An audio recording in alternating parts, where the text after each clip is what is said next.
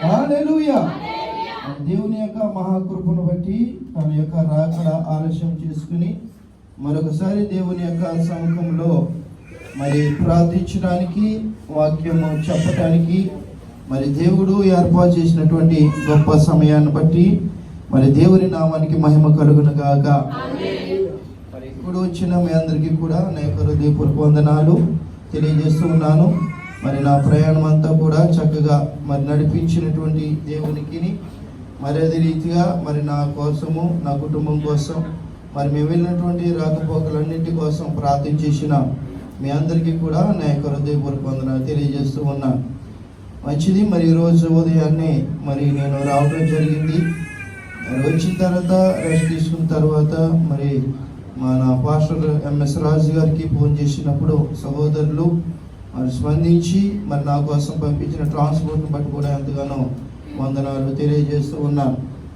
మంచిది. సామెతల గ్రంథంలో నుంచి ఒక మాటను చదువుకుందాం. ఆ మాటను చదువుకోబోయే ముందు చిన్న ఇంట్రడక్షన్ ఇస్తున్నాను. జాగ్రత్త గమనించాలి. దేవుని యొక్క సముఖంలో మనం ప్రార్థన చేస్తున్నాం, వాక్యం చదువుతూ ఉన్నాం, దేవుని సన్నిధానానికి వెళ్తూ ఉన్నాం, దేవునిలో ఎదుగుతూ ఉన్నాం. ఎదిగినటువంటి ఎదుగుదల మన విలువను ఎంతవరకు కాపాడుతూ ఉంది. మనం కష్టం వచ్చినప్పుడు ఓ రకంగా ఉంటాం, బాధ వచ్చినప్పుడు ఓ రకంగా ఉంటాం, ఉత్సాహం వచ్చినప్పుడు ఓ రకంగా ఉంటాం. కానీ క్రైస్తవుడు అనేవాడు కష్టములోను సంతోషములోను, దేంట్లోనూ కష్టములోను సంతోషములోను ఒకే రీతిగా ఉండాలి. కష్టం వచ్చిందా దాన్ని చూసి ఏం చేయలేదు సార్, నా దేవుడు నాకున్నాడు. సోదరులు సాక్షి చెప్పినప్పుడు నేను చాలా సంతోషించాను. జాగ్రత్త గమనించాలి. అది అమావాస, అది పున్నమా, అది మంచి రోజా చెడ్డ రోజా, దేవుడు ప్రతి రోజును కూడా మంచిదే అన్నాడు. ప్రతి రోజుని కూడా మంచిదే అన్నాడు. ఏ రోజును కూడా చెడ్డ రోజు అని అనలే. మనం ఏం చేస్తాం తెలుసండి, అది మంచిదా చెడ్డదా. అందుకనే దేవుని యొక్క వాక్యం అంటుంది, భక్తిహీనులతో నీవు సాంగత్యం చేయకు అంటుంది. అంటే ఎవరితోటి సాంగత్యం చేయకూడదు? భక్తిహీనులు అంటే ఎవరు? భక్తిలో శక్తి లేనటువంటి వారు, భక్తిలో తీవ్రత లేనటువంటి వారు. జాగ్రత్తగా మనం గమనించాలి. మన పనిలో ఎంత తీవ్రత ఉందో మన యజమానికి తెలుస్తుంది. మన పనిలో ఎంత తీవ్రత ఉందో మన యజమానికి తెలుస్తుంది. మన యజమాని దగ్గర నుంచి మనకు విసుగొచ్చి, అయ్యా నీ దగ్గర నేను పని చేయను, నేను వెళ్ళిపోతాను అని అంటే, అప్పుడు నీ విలువ తెలిసిన వాడు ఏం చేస్తాడో తెలుసా? నీకేం కావాలి, నీకేం తక్కువైంది, ఎక్కడ నీకేమైనా తక్కువ అవుతే అది నాతో పంచుకో, నేను చేసి పెడతాను. అది మన యొక్క విలువ. ఒక యజమాని మన విలువను కనిపెడుతూ ఉన్నాడంటే, ఒక యజమాని మన విలువను చూసి తిరిగి అదే ఉద్యోగంలో ఉంచి మంచి ఉన్నత స్థాయి కలిగినటువంటి జీతం మనకి ఇస్తున్నాడంటే మన వాల్యూ ఒక యజమాని గుర్తించాడు కదండి. మన యజమాని ఒక వాల్యూ గుర్తించాడు. మన యజమాని ఒక వాల్యూ గుర్తించి ఒక 10 రూపాయలు పెంచితే, ఒక 20 దినార్లు పెంచితే, ఒక దినారు పెంచితే ఎంత కృతజ్ఞత కలిగి ఉంటామో. థ్యాంక్స్ అనేటటువంటి మాట, ధన్యవాదం అనేటటువంటి మాట, కృతజ్ఞతలు అనే మాట ఎంత బాగా ఉచ్చరించగలుగుతామో, మరి దేవుని దగ్గరకు వచ్చేసరికి ఎందుకు ఆ ధన్యత ఉండదు, ఎందుకు ఆ కృతజ్ఞత ఉండదు? చిన్న కష్టం వస్తే మనం బాధపడుతూ ఉంటాం. జాగ్రత్తగా గమనించాలి. వెళ్తా ఉంటే ఏ యొక్క పశువుకి ఒక గాయం తగిలిందనుకోండి, దాని మీదకి వచ్చి కాకి ఆ పుండినే పొడుస్తూ ఉంటుంది కదండి. అది ఎట్టి తోకిటి తోలుతూ ఉంటుంది, ఎదిటి తోలుతూ ఉంటుంది. ఎవరితో చెప్పుకోలే. కానీ నీకైతే చెప్పుకోవడానికి దేవుడు ఉన్నాడు. నీకు ఎవరున్నారు? చెప్పుకోవడానికి దేవుడు ఉన్నాడు. సర్వోన్నతుడైన దేవుడు ఉన్నాడు. అసలు మనం భక్తిలో ఎలా ఉంటున్నాం, భక్తిని మనం ఎలా ఆశ్రయిస్తున్నాం, భక్తి యొక్క శక్తిని మనం ఎలా పొందుకుంటున్నాం ఒకసారి మనం చూద్దాం. సామెతల గ్రంథంలో నుంచి 21వ అధ్యాయం 27వ వచనం మనం చదువుకుందాం. భక్తిహీనులు అర్పించు బలులు హేయములు దురాలోచనలతో అర్పించిన ఎడల అవి మరీ హేయములు. చిన్న ప్రార్థన చేసుకుందాం. మహోన్నతుడా, మహాగణుడా, సర్వోన్నతుడా, సర్వశక్తిమంతుడా, మీ పరిశుద్ధ నామమునకు వందనాలు, స్తోత్రములు, స్తుతులు చెల్లించుకుంటూ ఉన్నాం. ఇంతవరకు నీ కృపగల హస్తము తోడుగా ఉంచి, మా ప్రయాణంలో నీ కృపగల హస్తము తోడుగా ఉంచి, ఇదిగో తండ్రి ప్రభువా, వాయు మార్గములోను నేను రోడ్డు మార్గంలోనూ కూడా సురక్షితంగా నన్నును నాతో ప్రయాణించిన వారందరినీ కూడా మీరు తోడుకుని వచ్చి, ఈరోజు జీవగల దేవుని యొక్క సంఘములో, పరిశుద్ధ కృపా సంఘములో నీ సన్నిధిలో ప్రార్థించడానికి మీరు ఇచ్చిన కృపను బట్టి మీకు వందనాలు.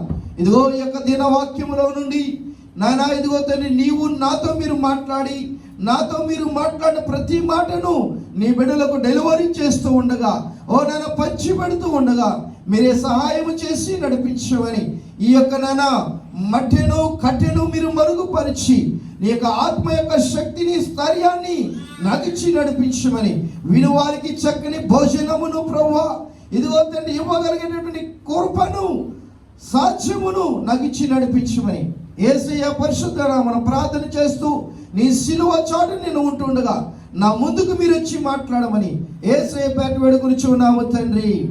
ఆమేన్. హల్లెలూయా, హల్లెలూయా. మరొకసారి చదువుకుందాం ఈ మాట. భక్తిహీనులు అర్పించు బలులు హేయములు దురాలోచనతో అర్పించిన అవి మరీ హేయములు. జాగ్రత్తగా గమనిందాం. భక్తిహీనులు అంటే ఎక్కడ ఉంటారు? బయట ఉంటారా? లోపల ఉంటారా? బయట ఉంటారా? సంఘంలో ఉంటారా? అన్యజనుల్లో ఉంటారా? క్రైస్తవులో ఉంటారా? దేవునికి స్తోత్రం. మంచిది. భక్తిహీనులు ఎక్కడో ఉండరు. ఈ భక్తిహీనులు అన్న వాళ్ళు మెడలో పోటేసుకుని తిరగరు. తిరుగుతారా? నేను భక్తిహీనుని అని చెప్పుకుంటారా? ఏసన్ గారు మాట అంటూ ఉంటారు. కూరగాయలు అమ్మేవాడిని, ఒరే కూరగాయలోడా ఇలా రారా అంటే వస్తాడంట. పాలోడా ఇలా రారా అంటే వస్తాడంట. ఏ పాపి ఇలా రా అంటే ఏమంటాడు? నేను పాపం చేయడం నువ్వు చూసావా? నేను పాపని నువ్వు ఎలా నిర్ధారిస్తావు అంటాడు. కనుక గమనించండి, వాడి పేరు పాలోడు కాదు, వాడింటి పేరు పాలోడు కాదు, కానీ వస్తాడు. కూరగాయల ఇంటి పేరు కాదు, వాళ్ళ అమ్మ నాన్న పెట్టిన పేరు కాదు, పరిగెట్టుకుని వస్తాడు. ఎందుకంటే వాడి వ్యాపారం వాడిని పరిగెట్టిస్తుంది, వాడి వ్యాపారం వాడి పేరు మార్చేస్తుంది.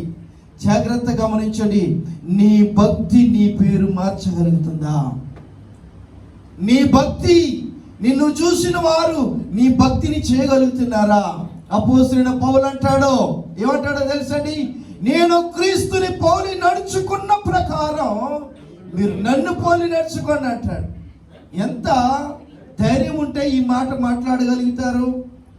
ఎంత మరి కలేజ ఉంటే ఈ మాట మాట్లాడగలుగుతారు? నేను యేసు క్రీస్తుని పోలి నడుచుకున్నాడు. జాగ్రత్తగా గమనించండి. ఒకప్పుడు హానికరుడు, ఎవరంటే ఒకప్పుడు ద్వేషించేటటువంటి వ్యక్తి, నేను ఇప్పుడు క్రీస్తుని పోలి నడుచుకుంటున్నాను. కష్టాలు అనుభవించాడు, బాధలు అనుభవించాడు, ఇరుకులు అనుభవించాడు, ఇబ్బందులు అనుభవించాడు. ఎప్పుడు భక్తిహీనతలోనికి వెళ్ళలేదు. బలహీనుడై ఎప్పుడైతే బలహీనుడనో అప్పుడే నేను బలవంతుడు. ఎప్పుడు బలహీనుడనో అప్పుడే నేనేంటి వాడును? బలవంతుడను. ఎందుకంటే పరిశుద్ధాత్మ పనిచేసినంతసేపు, పరిశుద్ధాత్మ మనలో ఉన్నంతసేపు, పరిశుద్ధాత్మ మనలో నుంచి వెళ్ళనంతసేపు దేవుడు మనలో కార్యాలు చేస్తాడు. ఈ యొక్క పరిశుద్ధాత్మ ఎప్పుడైతే బయటికి వెళ్ళిందో ఏమొస్తుందటండి? సౌలు గారి మీదకి వచ్చింది. ఎవరో వెరపించు ఆత్మ. ఎక్కడి నుంచి వచ్చింది?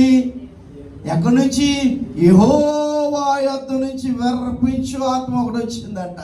దావీదు తన యొక్క ఆ యొక్క వాయిద్యములు తీసుకొని వాయిస్తూ ఉంటే పారిపోయేదంట. ఒకానొకప్పుడు ప్రధాన కెరూబుగా దేవుని దగ్గరుండి ప్రతిగానాలు చేసి మండుచున్న రాళ్ళ మధ్య ఉండి ఈ యొక్క ప్రధాన కెరూబుగా ఉన్నతమైన స్థాయిలో ఉన్నటువంటి ప్రధాన దూతకు ఇప్పుడు ఏమిటంటే భయం? ఏమిటంటే భయం? దేవుని యొక్క మాధుర్యమైన పాటలంటే భయం. పాటలంటే భయం. జాగ్రత్తగా గమనించండి. ఎవరు పాటలు పాడతారో వారిని ఏం చేస్తుంది? అది టార్గెట్ చేస్తుంది.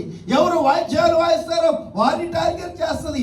ఎవరైతే వాక్యం బలంగా చెప్తారో వారిని టార్గెట్ చేస్తుంది. ఎవరిని వదిలిపెట్టదు. ఎవరినైతే టార్గెట్ చేసిందో వారి భక్తిహీనులుగా అవ్వకుండా జాగ్రత్తగా చూసుకోవాలి. జాగ్రత్తగా గమనించాలి. మన వాళ్ళు అంటూ ఉంటారు చాలా మంది, దేవుడు నాకు ఈ పని చేస్తే నేను ఇది చేస్తా. దేవుడు ఆ పని చేయాలంటే నువ్వేదో ఇస్తావని లంచానికి చేతిలోకి దేవుడు కాదు. నీ దేవుడు నా దేవుడు. దేవుడు పరిశుద్ధుడు గనక నీవు పరిశుద్ధతగా ఉంటే, నీ యొక్క భక్తి జాగ్రత్తగా ఉంటే, నీ ఆలోచన జాగ్రత్తగా ఉంటే, నీ చూపు జాగ్రత్తగా ఉంటే, నీ మాట జాగ్రత్తగా ఉంటే, నీ నడవడి నీ ప్రవర్తన జాగ్రత్తగా ఉంటే ఎవ్వడు కూడా ఏం చేయలేడు. ఎవడు కూడా ఏం చేయలేడు. ఎన్ని శోధనలు వచ్చినా, ఎన్ని ఇరుకులు వచ్చినా, ఎన్ని ఇబ్బందులు వచ్చినా అలాంటి వారి కోసమే ఈ వాక్యం.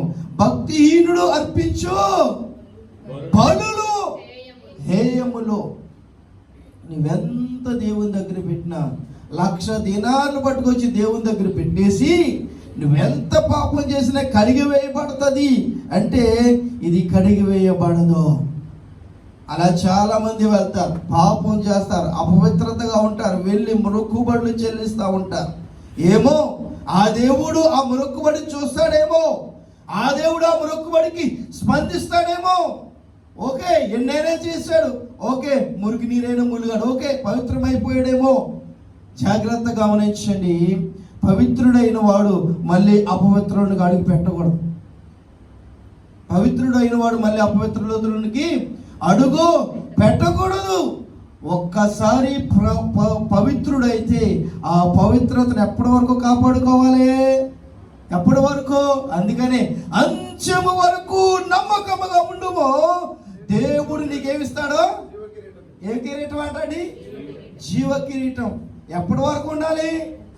మరి ఈ మధ్యలో వచ్చే శోధనలు, ఈ మధ్యలో వచ్చే ఇరుకులు, మరి సౌలు అనుకోవచ్చు కదా, ప్రభువా నేను అక్కడ ఉండగా ఎంతమందిని కొట్టినా, ఎంతమందిని తిట్టినా, నన్ను స్టేజ్ మీదకి పిలిపించి సాలువా వేసి ఇంతమంది క్రైస్తవులు నువ్వు చంపావు, ఏదో నీకు ఈ గండబండారం తీసుకో, ఈ బంగారు వజ్రం తీసుకో, లేకపోతే ఈ సాలువా కప్పుకో అని అనేక మంది ఎదుర్కొంటే కడత నొందినటువంటి వ్యక్తి ఈ రోజు దేవుని దగ్గరకు వచ్చిన తర్వాత శ్రమ పొందాడు.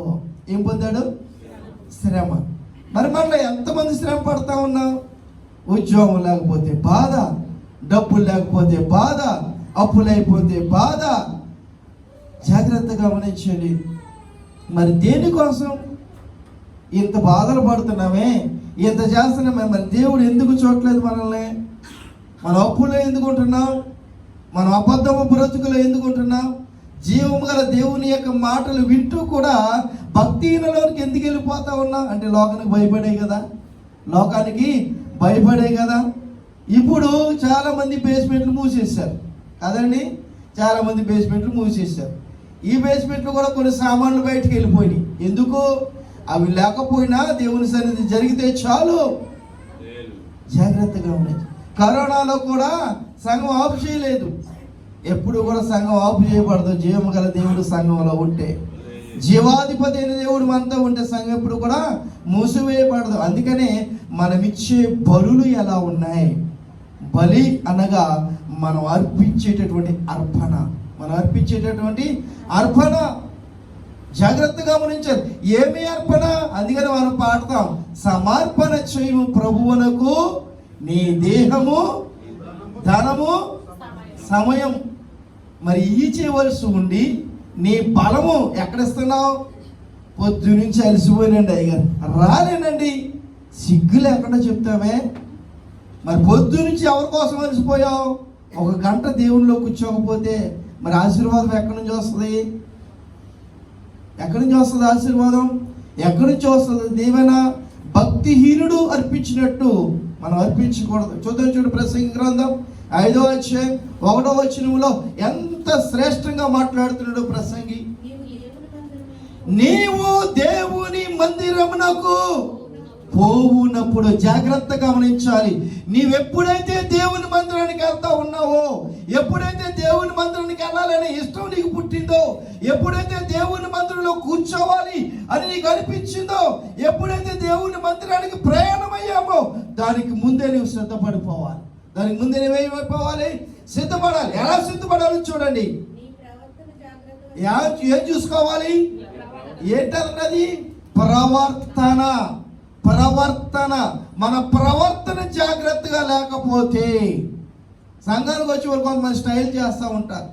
సంఘానికి వచ్చే వాళ్ళు కొంతమంది ఆడవాళ్ళే చూస్తూ ఉంటారు, కొంతమంది ఆడవాళ్ళు మగవాళ్ళే చూస్తూ ఉంటారు. ఇందుగా వచ్చే సంఘానికి జాగ్రత్త గమనించాలి. మనము చేసే భక్తి ఎలా ఉండాలి తెలుసండి? దేవుని మందిరంలోకి పోయినప్పుడు ప్రవర్తన జాగ్రత్తగా ఉండాలి. ఎవరట? బుద్ధిహీనులు. అంటే బుద్ధి లేని వాళ్ళనా? బుద్ధిలో హీనత కలిగిన వారు. చాలా మంది చూడండి, కానుకేసేటప్పుడు ఈ రెండేళ్ళతో పట్టుకుని వేస్తూ ఉంటారు. అందరూ చూడాలి. అందరూ చూస్తే ఎవరు చూడరు? అర్థమవుతుందా? అందుకని గుప్పుల్లో పెట్టేసి ఆ కాగితాన్ని 4 రకాలుగా నలిపేసి గుప్పుల్లో కనపడకుండా ఎందుకు వేస్తారు? నీ విచ్చు కనుక నీ దేవునికి తెలియాలి. అంతేగాని మనుషులు చూసాలని 10 దినాలు వేసినప్పుడు 2 ఏళ్ళతో వేస్తాం. 10 దినాలు వేసినప్పుడు ఎందుకు వేయు? 10 దినాలు వేసినప్పుడు 2 ఏళ్ళతో ఇలా వేస్తాం. 10 మంది చూస్తారు. 10 దినాలు అలాగే వేయచ్చు కదా, కొంత పులుసు కూడా అలాగే వేయచ్చు కదా. జాగ్రత్త గమనించండి. పేద విధవరాలు భయముతో వేసింది. అందరూ ఏం చేస్తున్నారట? మూటలు కట్టుకొచ్చేస్తున్నారట.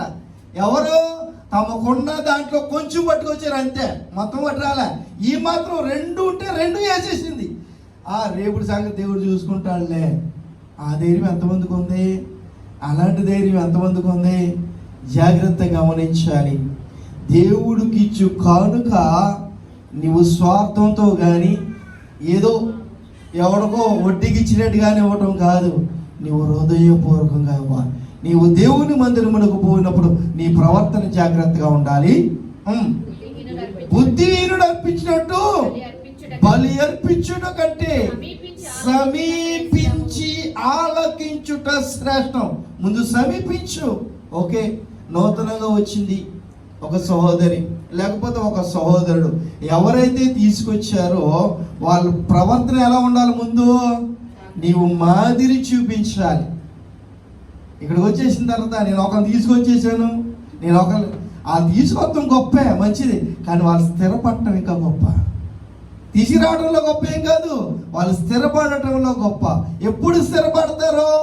వాళ్ళు నీ ప్రార్థన చూసినప్పుడు, వాళ్ళు నీ ఆశీర్వాదం చూసినప్పుడు, వాళ్ళు నీ దీవెన చూసినప్పుడు, అబ్బా ఈమె ప్రార్థన ఎంత అద్భుతంగా ఉంది, వీళ్ళ ఆశీర్వాదం ఎంత అద్భుతంగా ఉంది. కారణం ఏంటంటే ఈమె 24 అవర్స్లో కనీసం దేవునికి 2-3 గంటలు ఇస్తా ఉంది. నేను కూడా ఇస్తాను, నాకు కూడా దేవుడు ఆశీర్వదిస్తాడు. నిన్ను చూసి ఆమె మారాలి, నిన్ను చూసి అతడు మారాలి. నిన్ను చూసి నువ్వు చేసే భక్తి, నీ భక్తి ముందు నేను ఎందుకురా, నీ భక్తి ఒక భక్తినా అని పక్కకు పోయేలాగా ఉండకూడదు.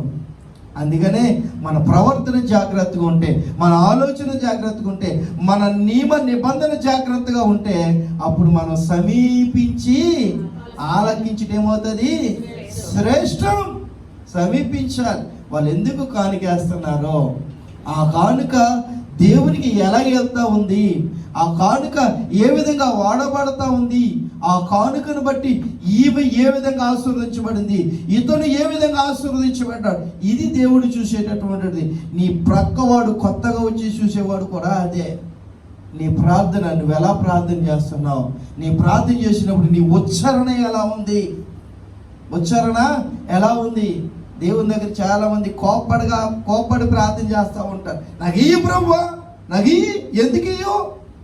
అప్పుడు ఎప్పుడు ఇస్తాడప్పుడు? నువ్వు ఇచ్చి శోధించు. ఏమిచ్చి శోధించాలంటే దేవుణ్ణి నీవు ఇచ్చి శోధించు.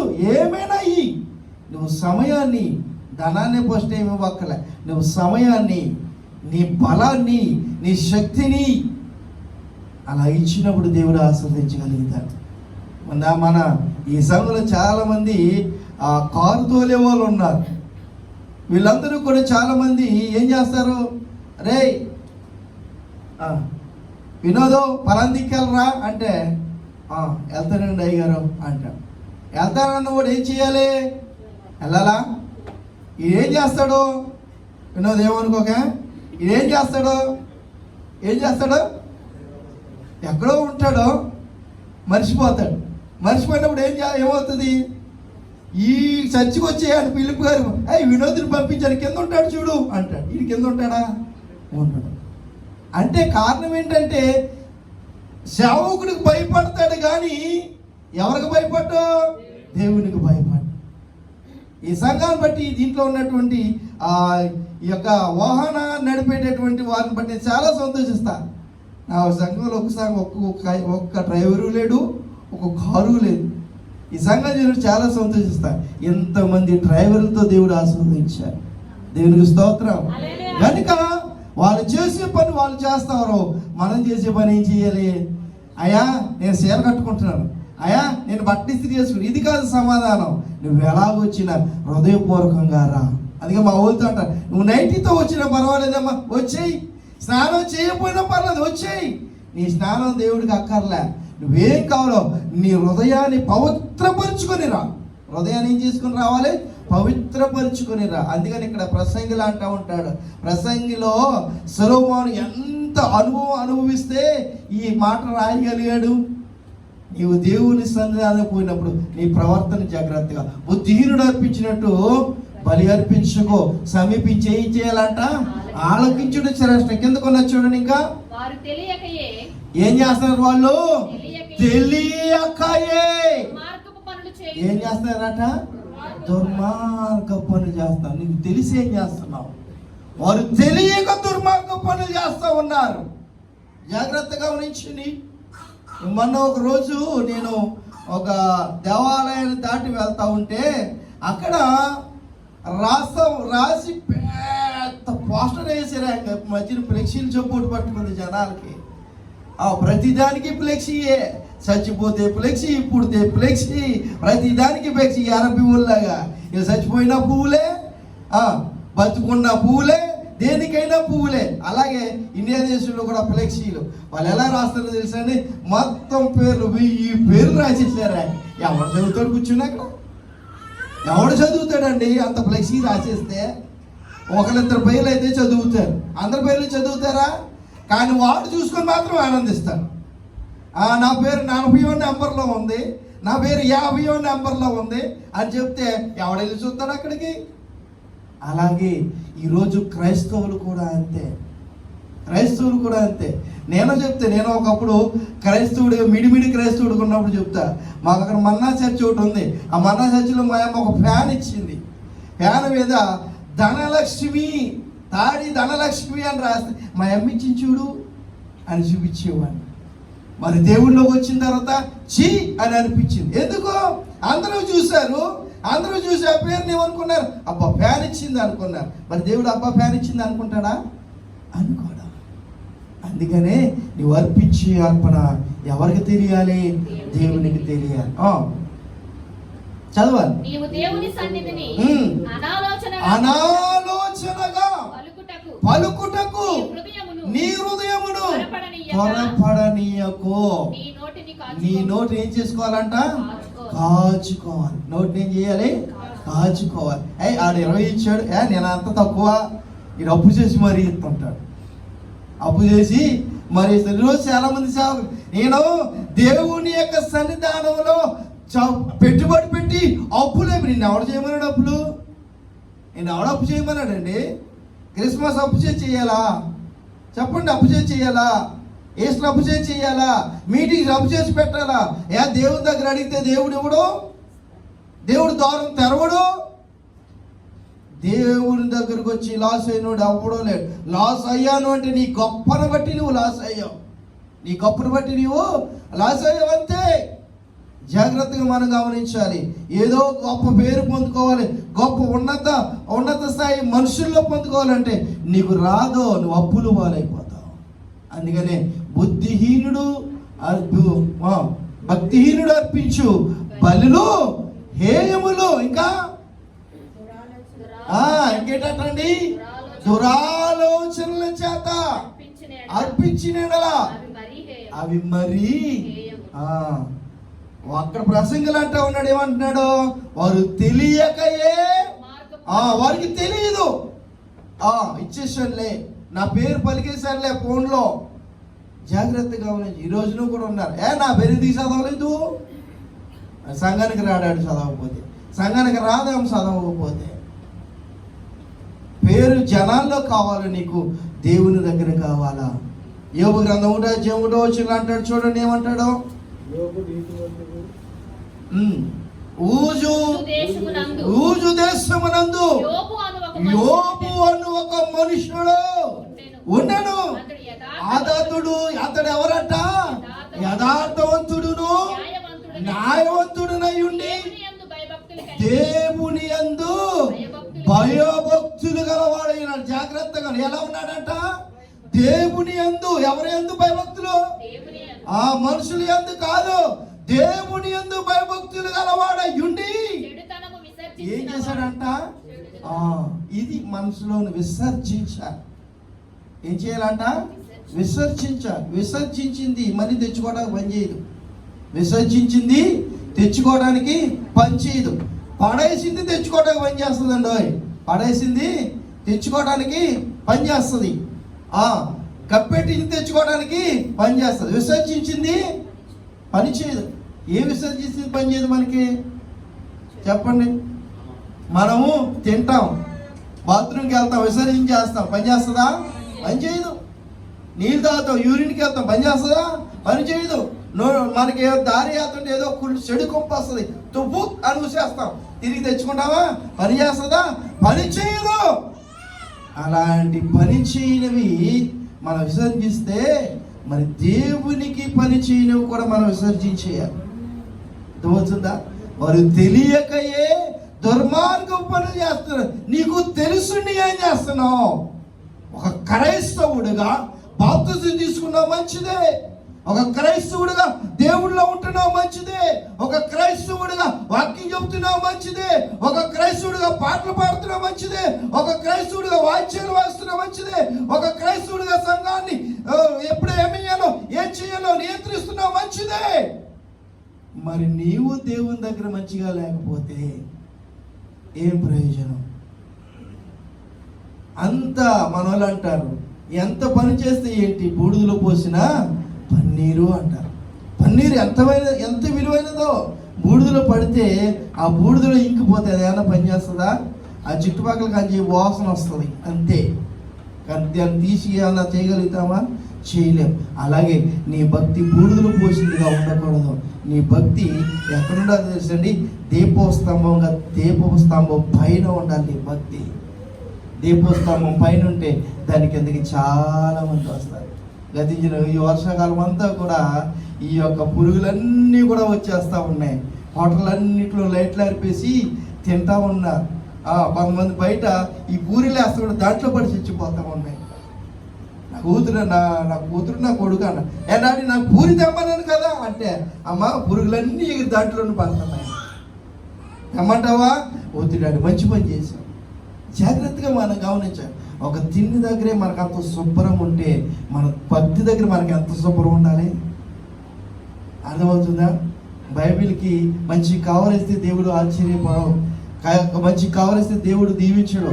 దాన్ని ఆ యొక్క బైబిల్లో ఉన్నటువంటి వాక్యాన్ని మన హృదయానికి కవర్గా వేసుకో, ఎంత బాగుంటుందో. మన హృదయానికి కవర్ ఉండాలి. దేవుడి యొక్క మాటలు కవరింగ్ చేసుకుంటే అబ్బా అది అద్భుతం అన్నమాట. దేవుడు నిన్న నేడు నిరంతరము ఏకరీతిగా ఉన్నాడు. జాగ్రత్తగా గమనించాడు. లాస్ట్గా చివరికి ఒక మాట చూసుకుని మనం ముగించుకుందాం. అపోస్తల కార్యాలు 10వ అధ్యాయం మొదటి వచనం చూసుకుని మనం ముగించుకుందాం. సమయం అయిపోతా ఉంది. మధ్యలో బల కార్యక్రమం కూడా.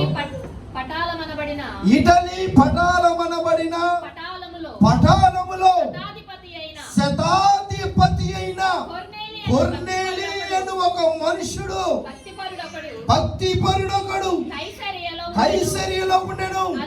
అతడు తన ఇంటి వారి అందరితో కూడా దేవుని యందు భయభక్తులు ఏంటండి? భయభక్తులు గలవాడై ఉండి, ఇంకా ఏంటి? ఒకసారి ఇంకో క్వాలిటీ ఏంటో తెలుసండి? తన కుటుంబంతో కలిసి. ఎవరితో? కుటుంబంతో కలిసి. మన కుటుంబాల్లో ఉంటారు. ఒకడు ప్రార్థనకి వెళ్తే ఒకడు ఇంకో దిక్కు వెళ్తాడు, ఒకడు ఇంకో దిక్కు వెళ్తాడు, ఒకడు ఇంకో దిక్కు వెళ్తాడు. జాగ్రత్తగా గమనించండి. ఈ మాట సంఘంలో నేను చెప్తూ ఉంటే మీ పిల్లలు అలాగే ఇలా తిరుగుతూ ఉంటారు, మీరు సంఘంలోకి వచ్చి కూర్చుంటారు. ఈ బయట అన్ని రౌండ్ చేసి దేన్నో దాన్ని తీసుకొస్తాడంటే మాస్టర్ గారు వెనక లాగేసండి. జాగ్రత్తగా మనం గమనించాలి. హెచ్చరిక చేస్తే లాగేసే పాస్టర్లు ఉన్నారు ఈ రోజుల్లో. ఏ భక్తిది? ఏమి నేర్పుతావు నువ్వు? మనం ఒక పాస్టర్స్ మీటింగ్ జరిగింది, ఒక మీటింగ్. మా పాస్టర్ గారు ఓ పాస్టర్ గారు, ఆ మీటింగ్లో ఉండే ఓ పాస్టర్ గారు, అక్కవ అయిపోయిందండి, అక్కవ కొడతాకి ఇచ్చానండి, ఈరోజు పాస్టర్స్ మీటింగ్ రాలేనండి. ఇది ఆ భక్తి? ఇదాంటి దేవుని దగ్గర ఉండే భక్తి? సేవకుడు నీవే అవిశ్వాసం ఉంటే నీ దగ్గర వినేటటువంటి విశ్వాసం ఏం బలపరుస్తావు నువ్వు? అర్థమవుతుందా? జాగ్రత్త. మనం సరిగా ఉంటేనే మన దగ్గర ఉండే విశ్వాసం సరిగా ఉంటాడు. మన దేవుని మాట వింటేనే విశ్వాసం నీ మాట వింటాడు. అంతేగాని ఆ అక్కవ అయిపోయిందండి, కొరతకి ఇచ్చానండి. ఇంకో పాస్టర్ గారు అన్నాడు, రాకయ్య బాబు బయటికి అన్నాడంట. ఏంటంటే ఇలాంటి మాట ఏమంటే పట్టుకుంటే, అరే పట్టుకుంటే అక్కడికి వెళ్ళి సేవ చేస్తాడు, ఉంటే ఇక్కడ ఉండి సేవ చేస్తాడు. ఎక్కడైనా సేవే కదా, ఎక్కడైనా సేవే కదా. జైల్లో పడితే జైల్లో సేవ చేస్తాడు. అపోస్తలుడు నూరుకున్నాడా? జైల్లో పెట్టించాడు దేవుడు, ఇక్కడ ఎవరితో మాట్లాడకూడదు అని ఊరుకున్నాడా? ఆయన ఓ మేనేజ్ చేశారు ఆయన్ని. ఎవరి దగ్గరికి ఆయన వెళ్ళకూడదు, ఎవరైనా ఆయన దగ్గరికి వెళ్ళొచ్చు. ఇదండి శ్రమలో మనం దేవుని వెతకడం. ఏటలి పటాలములో శతాధిపతి అయిన కొర్నేలు ఉన్నాడు. అతడు తన కుటుంబంతో కలిసి దేవుని యందు భయభక్తులు కలిగి ఉండి ప్రజలకు ఏం చేస్తున్నాడంట? బహుధర్మం. అంటే ఎవ్వరూ చేయలేనంత ధర్మం. నువ్వు ముష్టివాడి దగ్గరికి వెళ్తే రూపాయి 10 రూపాయలు వేస్తావు, నీ పర్సంత అయ్యవు కదా. అంటే బహుధర్మం అంటే తీసుకునే వాడికి తృప్తి కలిగేంత ధర్మం వేస్తా ఉన్నాడు. జాగ్రత్తగా ఉండండి. అందరూ రూపాయి వేసారు అనుకోండి, ఒకడేళ్ళు ఒక 20 రూపాయలు కాగితం వేసారు అనుకోండి, ఇలా చూస్తుంది, లేకపోతే ఇలా చూస్తాడు. ఎందుకో ఈరోజు నాకు భోజనం వచ్చేస్తుంది అన్నంత తృప్తిగా చూస్తాడు. కారణం ఏంటో తెలుసండి? ఎక్కువ వేస్తే ఎవరు చూస్తారు? మనుషులు చూస్తారు. తక్కువ వేసినా హృదయపూర్వకంగా వేసే దేవుడు చూస్తాడు. ఇది మనుషులకి దేవునికి ఉన్న వ్యత్యాసం. నువ్వు తక్కువ ఇచ్చినా పర్వాలే, కానీ హృదయపూర్వకంగా. ఎక్కువ ఇచ్చినా పర్వాలే, హృదయపూర్వకంగా. ఈయన ఏం చేస్తాడో తెలుసండి? భయభక్తులు కలిగి కుటుంబంతో కలిగి బహుధర్మం చేస్తూ ఎల్లప్పుడూ దేవునికి ప్రార్థన చేస్తూ ఉన్నాడు. ఏ దేవునికి ప్రార్థన చేస్తూ ఉన్నాడు? ఇన్ని చేస్తూ ఉన్నా దేవునికి ప్రార్థన చేస్తూ ఉంటే ఏ దేవుడు ఆలకించలే. ఎవరు చూశారో తెలుసండి? దేవుడు చూశాడు. ఏ దేవుడు చూశాడు? సర్వోన్నతుడైన దేవుడు, ఇజ్రాయేలును కాపాడు దేవుడు, కునుకుడు నిద్రించిన దేవుడు చూసి ఎవరిని పంపించాడో తెలుసండి? దూతను పంపించాడంట. ఆ దూతను పంపిస్తే పేతురు గారి దగ్గరికి వెళ్ళే ముందు పేతురు గారు ఎంత గర్విష్టో తెలుసండి?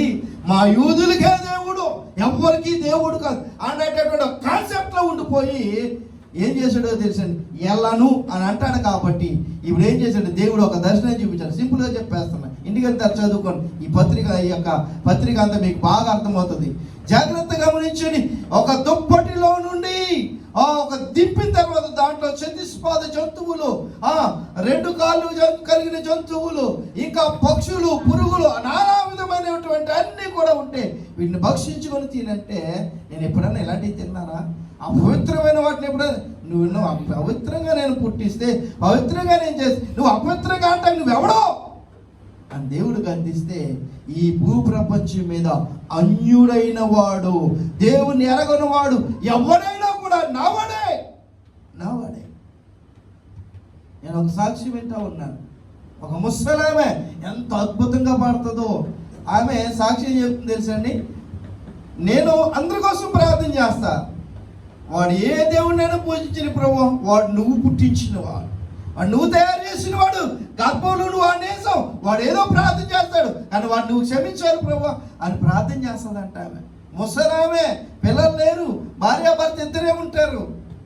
ఆమెకు